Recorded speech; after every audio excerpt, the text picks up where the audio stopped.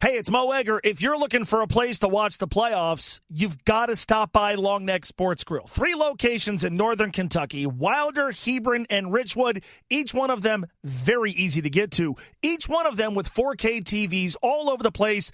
And at Long Necks, the sound is always on for every big game. Plus, no place has a better beer selection.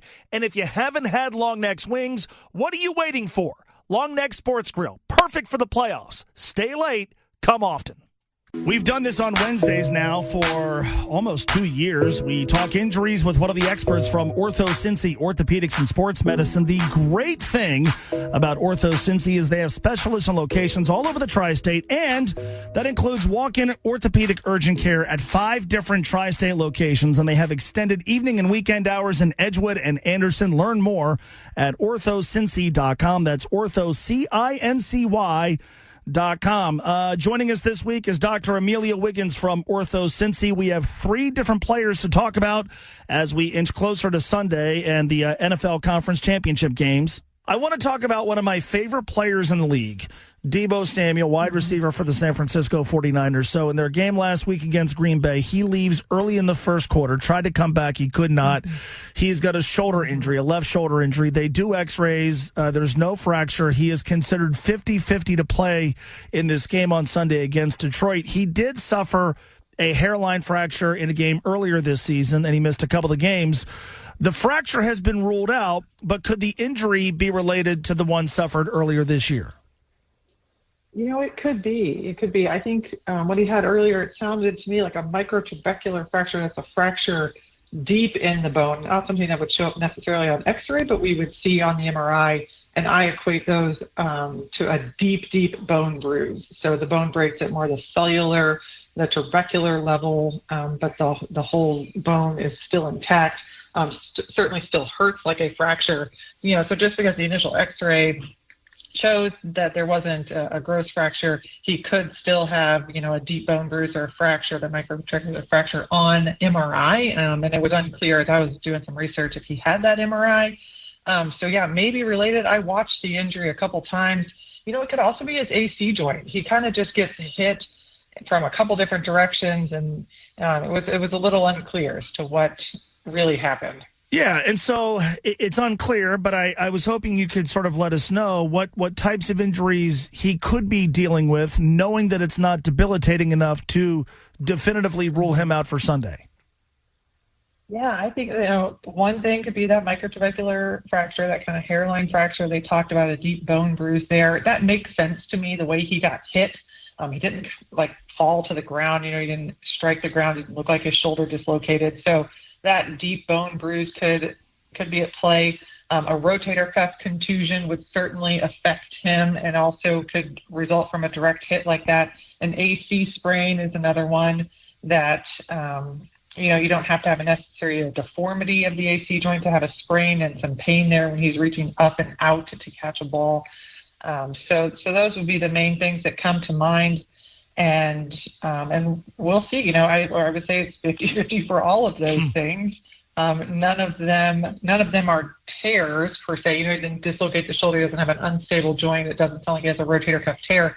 So it really just depends on how much pain he's in and can he play through. A wide receiver is a tough position. He's got to do multiple things. He's got to reach out. He's got to run. He's got to take hits. Can he do it? I hope so. He is certainly a playmaker. Yeah, no question about that. Let's talk about a couple of guys in the other game, the AFC Championship game. Kansas City offensive lineman Joe Thuney, he's a left guard. He is dealing with a pectoral strain. This is an injury that he suffered in the game against Buffalo last week. This is a durable guy. He started every game. He played every snap during the regular season, then suffered this injury. Let's first talk about the injury itself. I'm not sure we've talked about pectoral muscles. What does the pectoral muscle control? Yeah, so that's your bench press muscle. This is an uncommon one to get. Most of the time we see these in big weightlifters, you know, the Arnold Schwarzeneggers of the world. When you're bench pressing, when you're pushing away from your body, so flexion, when you're adducting, when you're pulling your arm into your chest, you can kind of flex your pec muscle there, and then internal rotation. So usually we see it in weightlifters. Absolutely, you could see it on a lineman. That makes sense. If he takes a big hit, it's going to force his arm back and out, which is going to stretch that pec. Yeah. This seems to me, and maybe I'm wrong, but this seems to me like it would be a more common injury, and yet it feels like relative to, I don't know, shoulder injuries, lower body injuries, we don't hear about pectoral injuries as often as I guess I would think we do. Why is that? Yeah, that is a good question.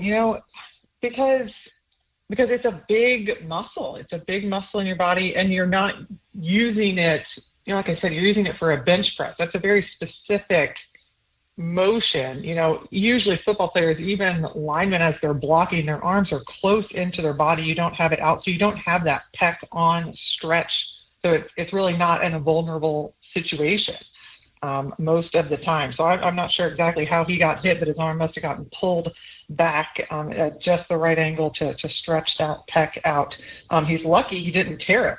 That is definitely a season-ending injury for an athlete. Those typically result in surgery if you tear the tendon away from the bone. Yeah, so this is a strain. That's what it's being diagnosed as. So what are the typical treatments for this particular injury? So a strain, when we talk about pec muscles, you can injure them a strain, a tear, or a complete tear. So we kind of grade them 1, 2, 3. So a strain, to me, that word means a grade 1, which means that muscle was stretched, it didn't tear completely. And then once you talk about pec strains, you can talk about where you specifically strain it, in the muscle belly, where the muscle and tendon meet at the musculotendinous junction, or where the tendon attaches the pec to the humerus, or the bone of the arm there. So even within a pec injury, we could be talking about 3 different locations. Best case scenario for him is that the muscle was strained. If the muscle fibers were just pulled a little bit, that can heal up fairly readily. There's a lot of blood flow to muscle. So that would be best case scenario. The musculotendinous junction, where the muscle and the tendon meet together, that can also stretch. Those often don't require surgery. Again, good blood supply there. A strain of the tendon, that gets a little dicier because that tendon doesn't have as good a blood supply where it attaches to the bone, and that's the vital part of it. That's where you're going to get your strength. So if you strain of the tendon, that one could take a few extra weeks of healing, and they would watch that closely. But hopefully for him, this is just in the muscle. A lot of therapy this week, and hopefully he could be back. Worst case scenario, it can take 4 to 6 weeks for strains to heal. And as we know with calf injuries, we've talked a lot about with Joe Burrow this year, these musculotendinous injuries can be finicky. Yeah, no question. Dr. Amelia Wiggins from OrthoCincy's is with us. Speaking of Joe Burrow, because of him, we've talked a lot about calf injuries. Marlon Humphrey, really good cornerback for the Baltimore Ravens, is dealing with a calf injury of his own, a calf strain. It has kept him out of action since New Year's Eve when he suffered the injury against the Dolphins. He practiced last week, didn't play in their game. The hope in Baltimore is that he can play against Kansas City. We've done this before because of Joe Burrow, but let's do it again. Walk us through the range of possibilities when it comes to calf strains. Yeah, same thing as the pec we just talked about. You can strain the muscle. You can stretch that muscle. You can stretch where the muscle and the tendon come together. And again, you can stretch it right off the bone, which would be an Achilles rupture. Obviously, that would require surgery. Typically with the calf injuries, we see those at the musculotendinous junction, and it's a stretch, sometimes a full tear there, but those usually do heal on their own, and they take time. I know he initially did this injury back in November, actually, if you remember, and he was out for a couple games and then came back and now has re-injured it. So he is just doing exactly what Joe Burrow has done. He's following in his footsteps. But it just goes to show how difficult these injuries are and how much stress these football players put on their bodies. He's a cornerback. He has to cut and pivot. He's got to be so agile on that calf. You remember the first few weeks of our season watching Joe Burrow in the pocket, he was limping around. They had to really protect him. It was later in the season that he got his full mobility and would completely pivot off of his injured leg. You think about that for a cornerback, that is all they do. They don't have anyone protecting them. They've got to just go 110%. So definitely a hard one to get back in his specific position. And this time of year, you're obviously going to have cold weather, but the last couple of weekends, we've had extreme cold. Could that be a factor in even just suffering this sort of injury, much less trying to come back and get back on the field from it? Yeah, absolutely.